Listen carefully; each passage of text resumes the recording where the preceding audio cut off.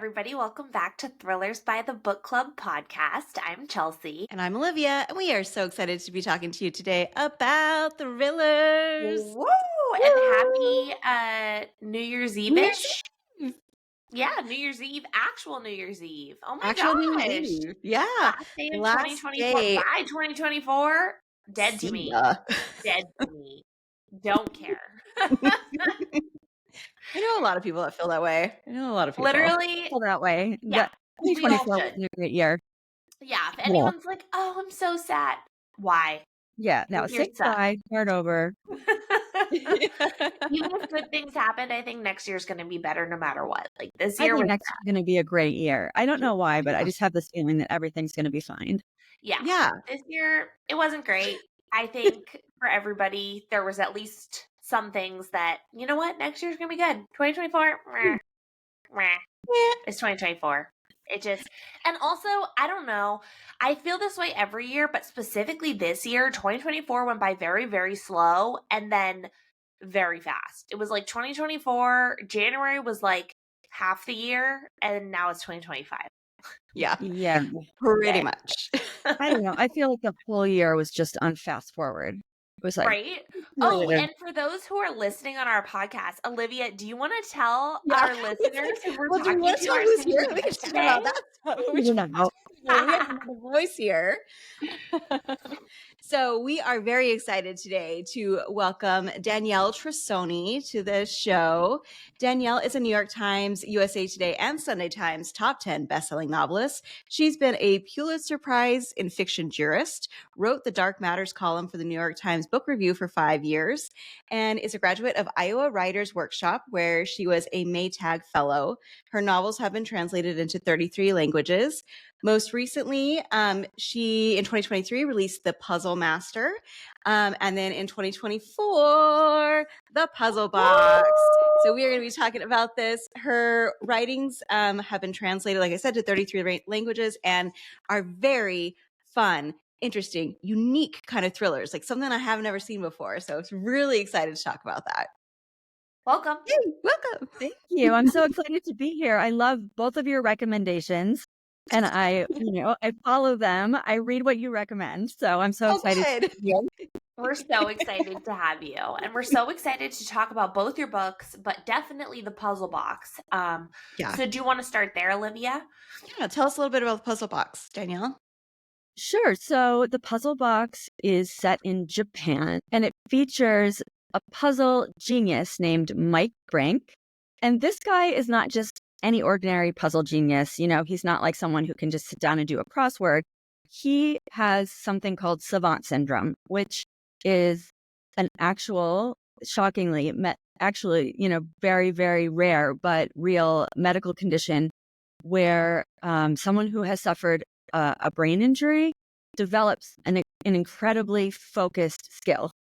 So for Mike Brink, he was playing football in high school and he got hit really hard. And when he recovered, he started seeing patterns and he could solve puzzles. And he had this photographic memory that he could, read a book and remember everything exactly on the page where it was and all of that. And so this character, the way that he uses that skill is that he solves crimes or mysteries that have a puzzle at the center. So in The Puzzle Box and also in The Puzzle Master, which was the book that he was debuted in, there are actual puzzles in the book that Mike is solving as he's going through. So it's kind of like a mystery within a puzzle, within a conundrum, and all of that kind of stuff over and over and over, layer after layer after layer in these books. So how did you think of the idea to add puzzles into your books? I think that's so cool and so interesting because you don't really see that very much in books. I think that's so interesting because it adds another layer of mystery in a way. Yeah. I've never really seen that in books either. And so it came after the idea for Mike Brink, right? I had developed this character and to do research because, first of all, I'm not a puzzle genius. Let me just say. On my questions list here, I was like, I don't know how you made these, but okay. Yeah, I didn't make those. I'll just say, I didn't make those puzzles. I'm not really great at puzzles. I feel like writing is a big enough puzzle for me.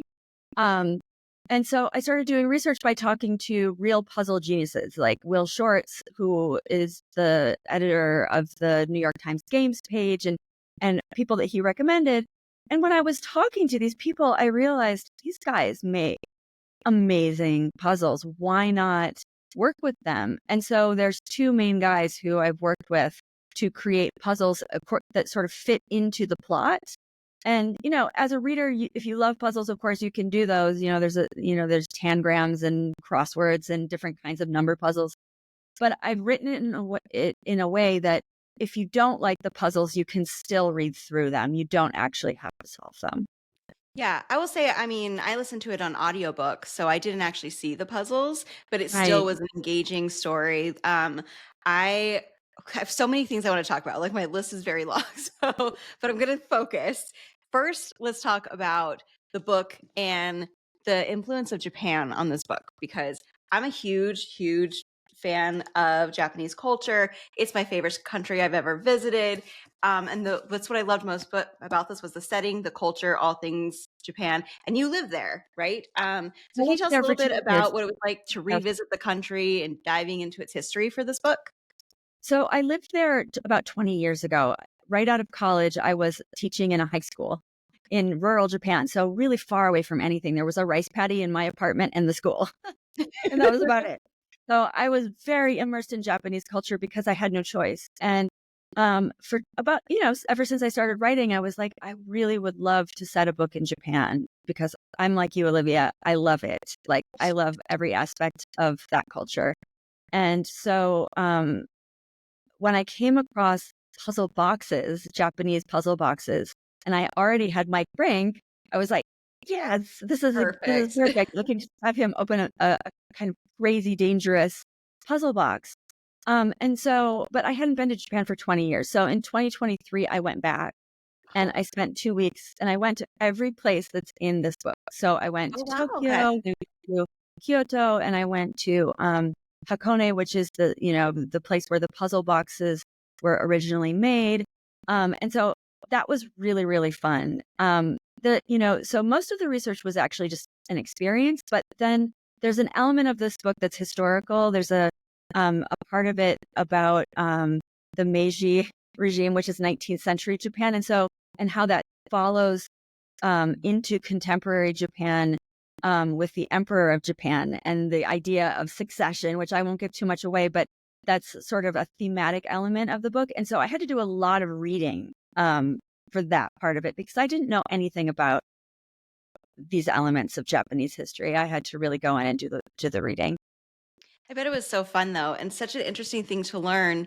I won't go into your spoilers, but there is a lot in here around feminism within Japanese culture and what the role of the women is in the culture and power and things like that. And I thought that was like such a really interesting thing. Did you find that interesting as you were like discovering that what the trying to say things without spoilers? The through line of this thing? Yeah, I guess. Yeah. So I will say it has to do, the feminist aspect. Or in Japan, there is a law that was implemented by Meiji in the 19th century that women cannot inherit the imperial throne, basically. Yeah. And so right now in Japan, the only heir to the throne is a woman. She's, I think, 23 years old right now. And so that when I lived in Japan, there was lots of talk about that. Oh my goodness, like, what are they going to do? Yeah. And that's been a kind of scandal in Japan. And so I won't give a lot away about how that plays out through the book, but that's the central theme is like, what is Japan going to do? And what's the future for women in Japan? And women in power and all of these questions that I'm really interested in. There's also two female descendants of a samurai family in this book. And we've all heard about samurai, they're always guys. But a little known fact is that actually women were trained too, mostly to defend the home front, right? When the other samurai left. But some of them were really badass and powerful and interesting characters. And I've never read anything about Japanese women fighting like that. So I That's why wanted I to was incorporate. saying, like, it just was like such a cool learning. I was like, oh my God, this is so cool. I had no No, idea that I this feel was like it could even, almost be like a movie or like a mini series where you could really see it playing out as something where yeah, people would love to see the evolution and see it come to life because it's something that's so unique and dynamic where you're like, I want to see this happen. Like it's yeah. so Yeah, interesting and there's so many layers and so many parts that you could really watch unfold like on screen, in my opinion. I think it I would be would love great. to see the historical elements on screen. Yeah. Shogun. So many people love Shogun. Yeah, Like, I Shogun. I was would just love thinking to that. see the and like how that evolves. But it's true, Yeah. Chelsea. You're right. Like if in a miniseries or something, you could flash forward into the present day, and then you could layer in Yeah. and it would be really, It would really be cool. so dynamic. And I think like that's something about your writing too, is that it is dynamic and it catches your attention in each tense, right? So you have the present tense, you have the past, you have the history and like the rich layers of history, but you also have what's going on now. So I think that like that really catches people's attention. And I think it's something that like it keeps you interested because you're like, what's happening? And then what's the context that Yeah. matters in the book? Well, and I think it's really interesting too, the way I thought you had a very interesting juxtaposition that you put in here of the ancient cultures of Japan versus the future state of technology with AI/human brains technified, which is like, I'm saying it because I went in and I was like, oh, I had no idea that was coming. And it was like, so it was like almost a little speculative fiction-ish in there and a Yeah. thriller with all like that's why I say it's just so unique It's and like so beyond fascinating. genre. It's like Yeah. a good It's mix of genre like matching many for sure. different genres. It's not just one, in my opinion. Yeah. Yeah, Yeah. I love bringing different genres in. I mean, Olivia, you mentioned in introducing me that I wrote the Dark Matters column for the New York Times for a while, and that's horror, right? That's horror and dark suspense, and sort of the thing that scares me most right now Mhm. is AI. Yeah. So I wanted Yeah. to put that element in and create tension in the book, and it's true, it does create a kind of different genre. It is really a bunch of things together. Although I do think with this one more than my other books, because I love to do that in all my books, and I've pretty much done that always. But this one more than my other books is more of a thriller in the pacing, right? I Mhm. feel like the pacing and Oh, yeah, it the was fast. We were moving and all over the country. yeah, right. And that one character following Mike Brink pretty much the whole, basically the whole time. That, so that's why I think everyone settled on thriller as the Yeah. as the genre for this. Yeah. Yeah, I would definitely agree. But yeah, it just was such so the thought process behind, were you intentionally looking at the juxtaposition between that, like, because the puzzle box in the book was created hundreds and hundreds and hundreds of years ago, right? So did you intentionally put that juxtaposition in there of like where we were to where we're going and like how they Yeah, can I stash love that together? idea of sort of someone once described my book back to me as having deep time, a sort of Hmm. deep time element. Like, it's like nested. And I like the idea of connecting the past with the future. Also, I think that, for me as a reader, and I think other people who have read this book who have talked to me about it, there's an element of wanting to understand how we're going to deal with this. And that is a kind of puzzle too. Mm. Like, what are we going to do about AI? And if it's slowly sort of in the book, I think I can safely say this.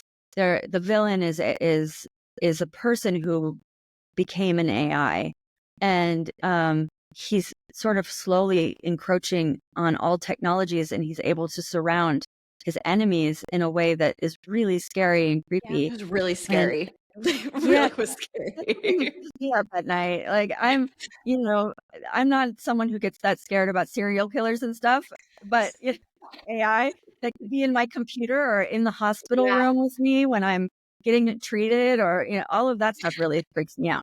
So I think that for me, that does connect, the past and the future. But the reason that I think that it was important for me to include in this book is I think we're all trying to figure that out, and that's it's a big puzzle. Like if that's thematically what this book is about puzzles within puzzles, like that's our future puzzle. And Yeah. that's really scary too, So because there's so scary. many dynamics that come into it. Like in reality, you know, like the ethical dilemmas and the moral dilemmas, and there's so many little things that you just never really thought you would have to deal with AI Mm-hmm. now that are coming into play. And even like from a very low level to like when you think of like AI generation of avatars and you're stealing Yeah. creators' work, for example, all the way up to like the highest level. There's so many things that Yeah. you never really think about. Um, and so I think it's gonna be a lot of laws that are gonna be coming into play coming up in the future, which is Hopefully. something that you don't think about as much. Hopefully. Hopefully. Yeah. There's a future. Yeah. But like you know, I think there's going to be like people fighting like the Supreme Court level with AI, Yeah. you know, because it's something that's going to be our reality, where it's like this is our laws, our culture, because this is something that's literally taking over our Mm-hmm. surroundings. And that's what it's always like. Real life is the scariest thing, right? Like that's why true crime is so scary, and that's why books like this are so scary, because Mm-hmm. it's like it's an over the top version of reality, because Yeah. this is so scary that you can see it becoming a reality in a way. Yeah. Well, I mean, the book, the villain begins to feel very claustrophobic, which is what's really interesting because this is a very like widespread story. Like you're going all over these different places in Japan, but like it becomes like it starts to get more and more claustrophobic because of this AI element that is added into it, which I thought was really brilliant and such an interesting way to be able to pull this off and talk about something as scary as AI. But yeah, because it freaks me Yeah, out. you have to keep it entertaining too, right? Like you Yeah. nobody wants to read like 20 pages of a treatise from Danielle Trussoni about AI. Yeah. That would be really horrible. And So, also like too uh, real, right? Like it's supposed to be entertainment. It's not supposed to be like a composition on the Mhm. reality Yeah, horrors of right. It's AI, where you're fiction. like, wait, hold on, what? Like yeah. I know Alexa's listening to me and she's like you get like really actually scared. You know, you're like, wait, it has to be kind of fun, because you don't actually want to think about the reality, because Yeah. you read media to escape the reality of your life, even though it actually is the reality of your life. And so it's like you're saying, it's like a puzzle within a puzzle within a puzzle. So is entertainment, right? Like you're reading entertainment to escape your life, but the entertainment is a parody of your life. It's so many levels of Yeah, and I think it allows us to process things, right? Like it allows that's what art does. That's what yeah, entertainment does. Is Yeah. it allows us to take a step back away, but still process it in a way that we can deal with. right. Yeah. Yeah. So, you said that you're not a puzzle person, but then how did you figure out how these puzzles work? So you're not into cryptography, and is there a difference between cryptography and puzzling and being a puzzle master? What are all those? Well, so I'm very interested in it. cryptography is deciphering codes, like on the most basic Okay. level. And puzzling is, or solving a puzzle, it can be any number of things, not just a code, not just letters, not just numbers. It can be a process of coming to a solution, say through shapes. Like, for example, in the puzzle box, there's a tangram puzzle, which it's put together with shapes that come together. So Mm-hmm. it's essentially part of this under the same umbrella, but they're a little bit different. And even though I'm not someone who gets up and does the crossword every day, Yeah. right? I do enjoy puzzles. I'm just not like that's just not my Yeah. thing, Yeah. Yeah. birthday. But working with these two puzzle constructors, right? That I mentioned earlier that I worked with these amazing puzzle constructors. What I would do is so I map out a plot for a book, right? I do a kind of loose outline and I figure out where I'm going to need my character to get sort of stuck, right? And have to solve something. And then I would talk to those puzzle constructors and say, listen, I need this kind of puzzle right here. Do you have any ideas? And so, for example, there's a kind of chrysanthemum crossword puzzle right at the beginning of this book. and so it looks like this at first. And then the chrysanthemum is the symbol of the Japanese emperor. And then it looks like this, right? So there's clues, and then people can fill that in. And so that came about I was working with a puzzle guy named Brendan Emmett Quigley, where I was like, I want to use a chrysanthemum. I want to do something fun. I want people to be able to play with it. And he's like, I have a great idea. And he came back with that. So that was the process. It's not me coming up really with the puzzles, but more like the ideas behind them. But that's really cool. So you came up with the idea, giving it to a puzzle master. They create a puzzle that you then either recreate like on the page, but also writing into the book as like this. They created the boxes and stuff in the. I keep thinking about like in the very, very beginning, it's not a spoiler, the very opening, the very first person touching the puzzle box isn't supposed to touch it or something, and he does anyway, and he like runs his finger on it, and there's like poison, right? So like they came up with like, this is what it would look like. Oh, and that's okay. And actually, the puzzle box that's in the book, so that is this totally fictional puzzle box. Okay. Like, it's based on real puzzle boxes in Japan. And oh my God, I even have one right here. Hold on, let me grab it. Ooh, I'm excited to see one. I know, that's so cool. I want one. So this is a puzzle box that I got in Japan. So cool. And see how it moves like just a little bit? Yeah.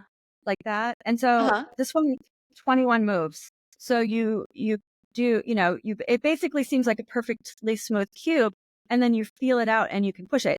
And if you do the 21 moves in the right order, it opens. And I actually hid something in here. I opened it and now I've forgotten how to do it. So I have to figure out it again. But the one in the book is based on those, but it's completely fictional. It's got 72 moves and lots of layers. And every time you push one of those little wooden slots, there could be a booby trap behind it, either poison or darts or something. And that part was completely me, because I didn't have to when actually solving it other than my hero, right? It's in the mind. And that part of the book, I don't know if you remember, but it really goes deep into Mike Brink's head throughout that process, because it's really subjective, the sort of feeling of opening it. So that wasn't with them, but the ones that you see in the book, like that crossword that I just showed you, the chrysanthemum crossword, all of those are from the puzzle guys. That's so like cool. The solvable ones, essentially. Yeah. Right. The ones that you the box we not the 72 move one that's going to like throw darts at you. Your finger off. Yeah. No, not that one. Oh my gosh. Well, this is a fantastic book. I really enjoyed it. Again, if you like Japanese culture, if you like thrillers, if you like mysteries and puzzles and all kinds of interesting things, you like some genre blending, this is a great book. Highly recommend picking up The Puzzle Box. And if you're listening to our podcast, go look at our YouTube right now, because you have to see the cover. It's super cool. So gorgeous. The cover's beautiful, and it will really convince you, because it's stunning. Like, it's a puzzle in itself. Like, it blends together so beautifully. The colors are beautiful. It has I think it's a dragon, right? Yeah, it's a dragon. Yeah. Oh, were you so happy when you saw this? I would have died. Oh my God. It was one of those moments where I just was like astonished that they got it right. Because they got it right like the first try. Oh, it's this is Random House's cover designer, Carlos Bertrand, I think his name is, and he is so good. He just is like, like, I know we don't pick up books for their cover, but if I would have seen that, I would have been like, yeah, I'm at least gonna read what it's about, because it's so beautiful. I'm not gonna lie, I definitely pick up books. Covers make big difference. We don't do that. Nope. Absolutely not, except for always. If we do, this is one. Yeah, so pretty.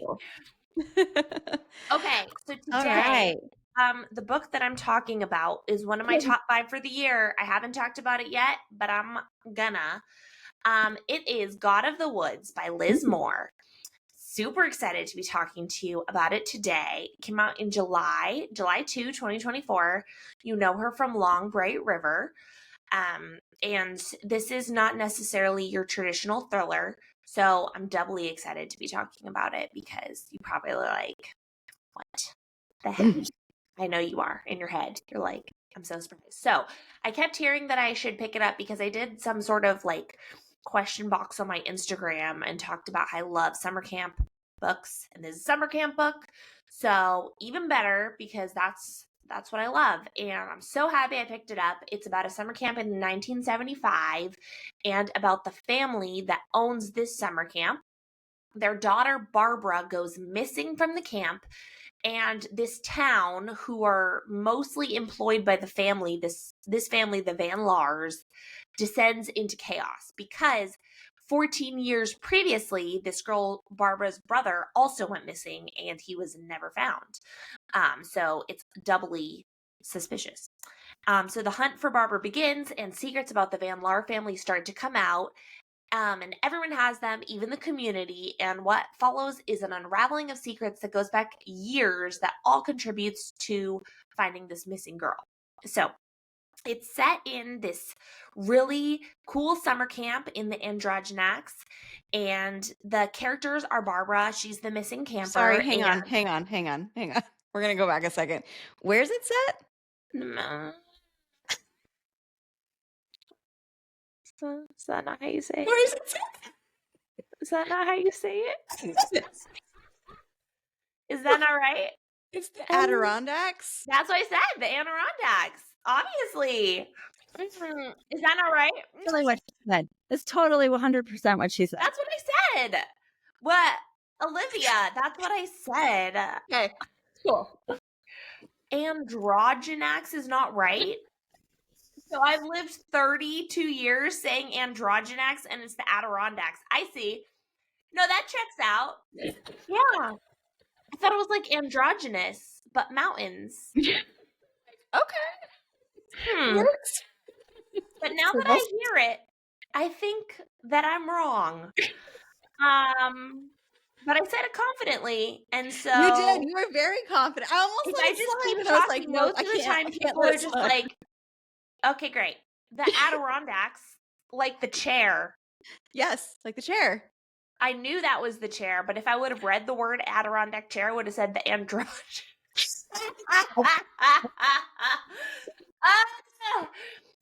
It's set in the Adirondack Mountains. Okay, as we all know.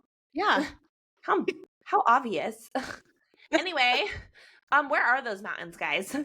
They're in New York. Yeah. Where? Upstate New York.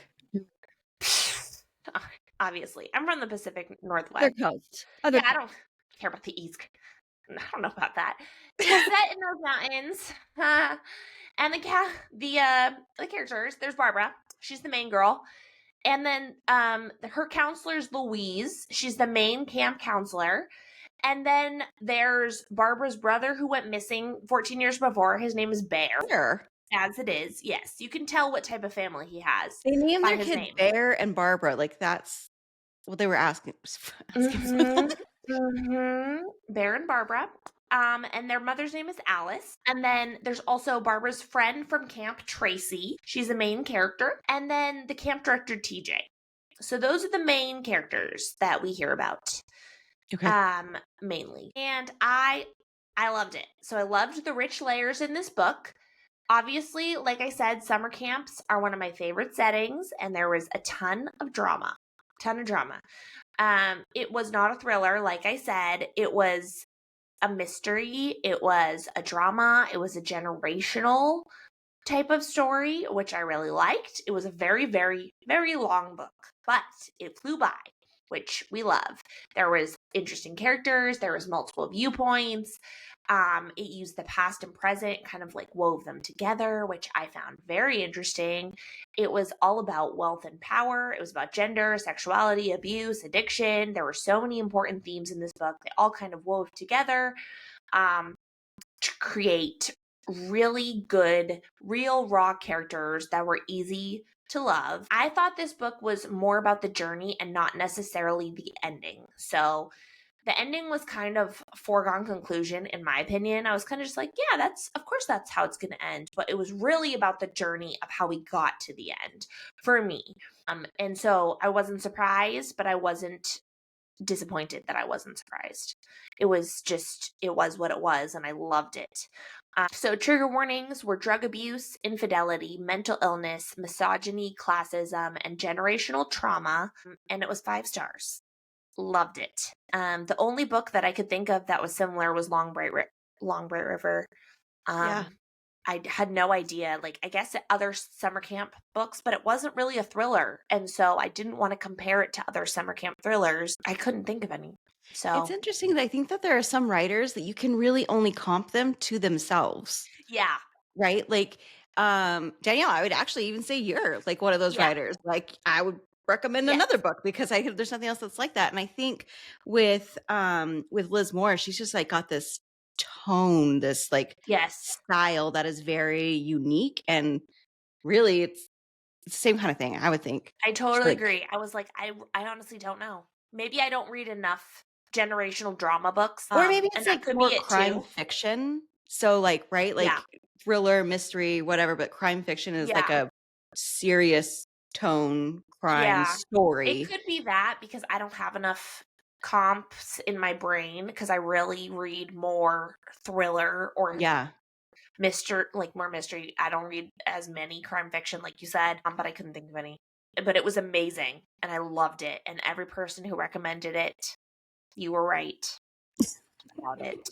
So thank you. I usually, when people recommend books, I'm like, yeah, I'll totally read it. And I never read it. But this one, when everyone was like summer camp, I was like, well, I'm not going to not read it. And I did read it and it was good. So that was it. 5 stars. Loved it. Loved it. Loved it. One day I'll read it. No, I you don't even won't. own it. Look how good it. One it. day I don't even own it. You won't read it, but it's fine. I don't care. Wait, Danielle, you said you have it?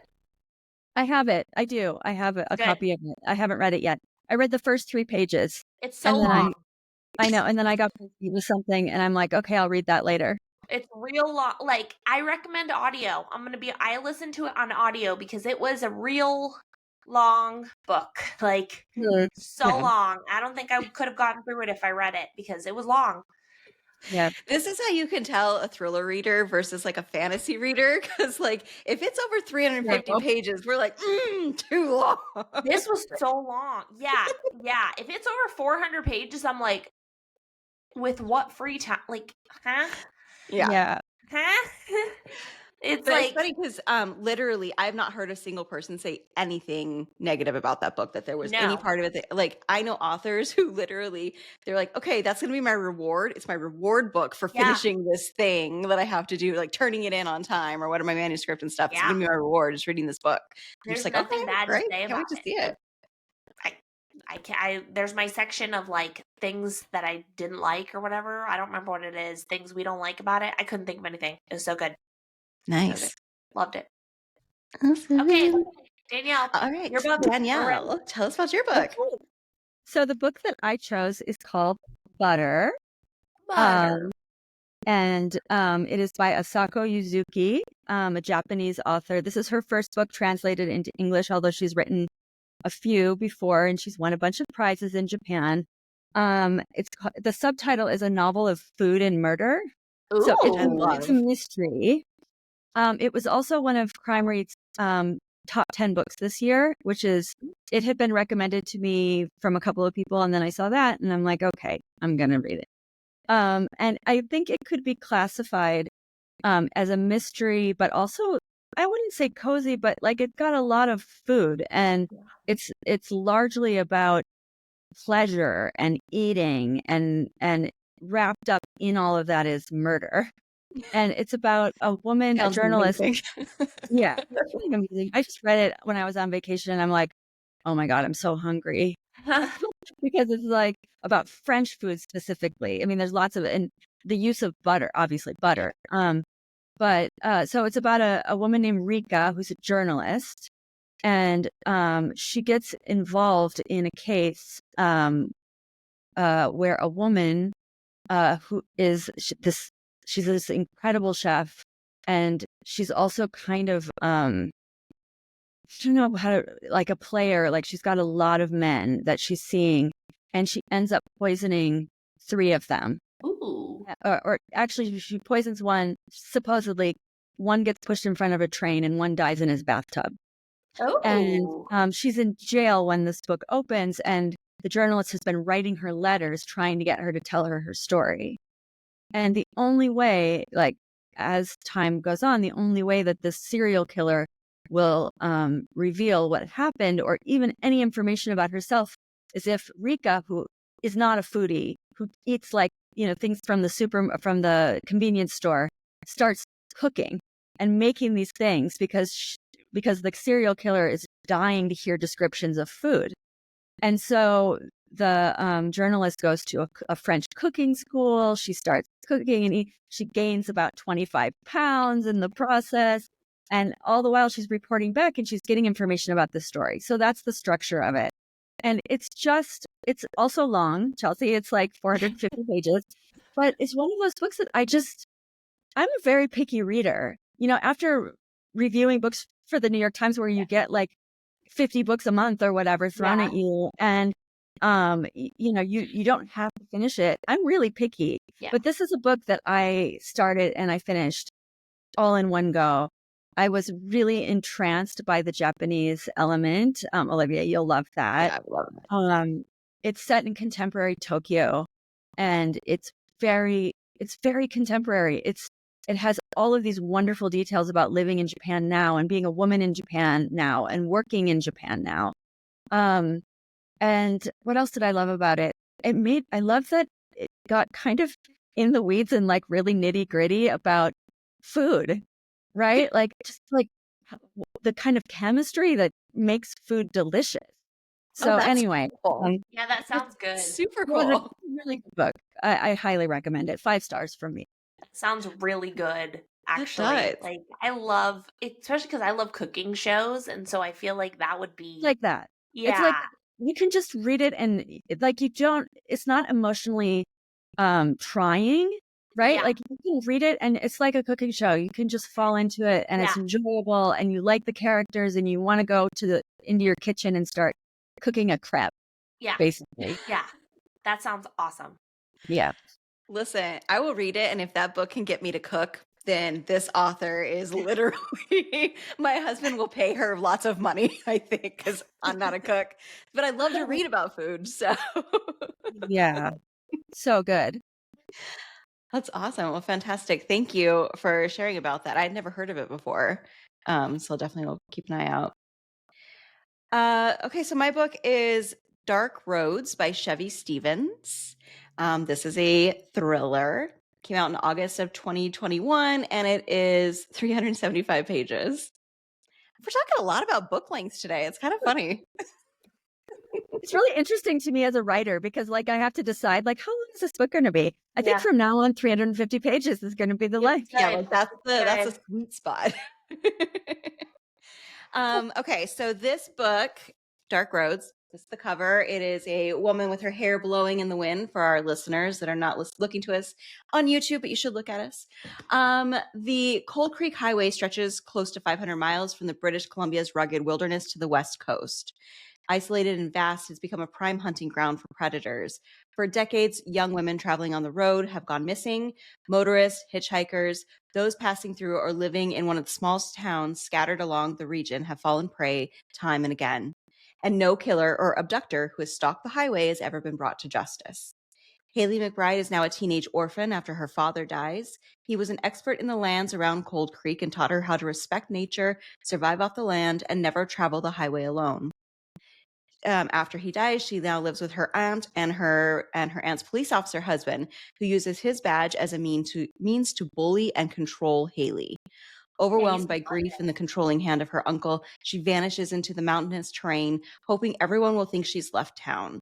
However, rumors spread that she was taken by the highway killer, who claimed yet another victim over the summer. 1 year later, Beth Chevalier arrives in Cold Creek, where her sister Amber lived, and where she was murdered. Estranged from her parents and seeking closure, Beth takes a waitressing job at the local diner, just as Amber did.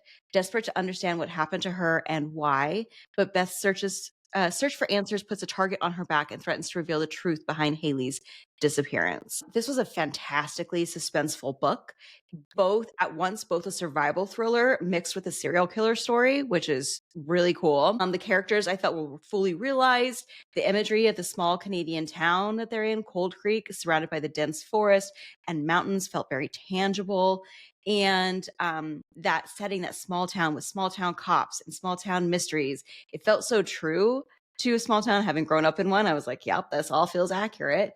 And how everyone knows everyone, and there's long-standing animosities. It's a little bit easier for corruption. And then I just personally loved it because I was like, I feel like I'm back in the Pacific Northwest again. Just made my little heart happy. So I will say, though, while I was reading this, I definitely overthought some things, meaning I spent a lot of time trying to guess things.